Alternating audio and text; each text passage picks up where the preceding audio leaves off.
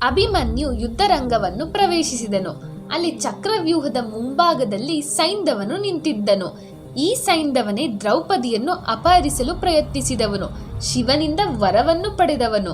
ಆದರೆ ಅಭಿಮನ್ಯು ಕೇವಲ 2 ನಿಮಿಷಗಳಲ್ಲಿ ಸೈಂಧವನನ್ನು ಸೋಲಿಸಿದನು. ಶಿವನ ವರ ಅಭಿಮನ್ಯುವಿನ ಶಕ್ತಿಯ ಮುಂದೆ ನಿಲ್ಲಲಿಲ್ಲ. ಅಭಿಮನ್ಯು ಧೈರ್ಯದಿಂದ ಘೋಷಿಸಿದನು, ಇಂದು ನಾನು ಸ್ವಯಂ ರುದ್ರನ ವಿರುದ್ಧವೂ ಹೋರಾಡಲು ಸಿದ್ಧ.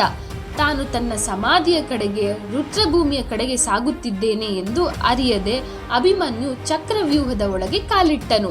ಶೀಘ್ರದಲ್ಲೇ ದುರ್ಯೋಧನನು ಅಭಿಮನ್ಯುವನ್ನು ಎದುರಿಸಿದನು. ಆ ದಿನ ದುರ್ಯೋಧನನ ಸಾವು ನಿಶ್ಚಿತವೆಂದು ತೋರಿತ್ತು. ಆದರೆ ದ್ರೋಣಾಚಾರ್ಯರು ಭಯಗೊಂಡರು. ಅವರು 14 ಪ್ರಬಲ ಯೋಧರನ್ನು ಒಟ್ಟುಗೂಡಿಸಿದರು. 14 ಮಹಾಸಾರಥಿಗಳು ಒಬ್ಬ 16 ವರ್ಷದ ಹುಡುಗನ ವಿರುದ್ಧ. ಆದರೆ ಅಭಿಮನ್ಯು ಭೀಕರವಾಗಿ ಹೋರಾಡಿದನು.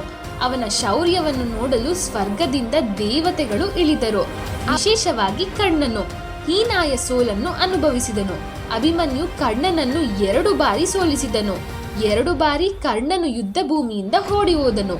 ದುಶ್ಯಾಸನನ್ನು ಪ್ರಜ್ಞಾಹೀನನಾಗುವವರೆಗೂ ಹೊಡೆದನು. ದುರ್ಯೋಧನನ್ನು ಯುದ್ಧ ಭೂಮಿಯಿಂದ ಓಡಿಸಿದನು. ನಂತರ ದುರ್ಯೋಧನನ ಮಗ ಲಕ್ಷ್ಮಣ ಕುಮಾರನು ಯುದ್ಧಕ್ಕೆ ಬಂದನು. ಅವನು ಜ್ವಾಲೆಯೊಳಗೆ ಹಾರುವ ಮಿಡಿಕೆಯಂತೆ ಕಾಣುತ್ತಿದ್ದನು.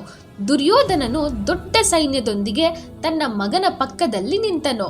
ಆದರೆ ಅಭಿಮನ್ಯು ದುರ್ಯೋಧನನ ಕಣ್ಣ ಮುಂದೆಯೇ ಲಕ್ಷ್ಮಣ ಕುಮಾರನ ತಲೆಯನ್ನು ತ್ವರಿತವಾಗಿ ಕತ್ತರಿಸಿದನು.